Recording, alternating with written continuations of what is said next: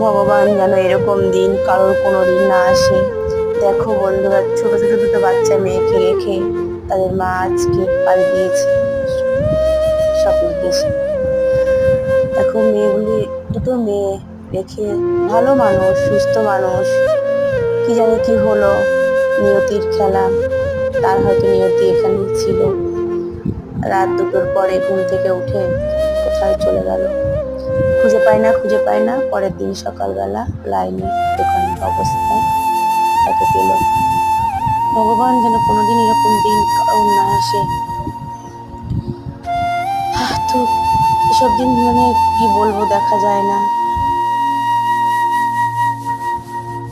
তো দেখো মেয়েরা, ছোট ছোট দুটো মেয়ে কিভাবে ভেঙে পড়েছে।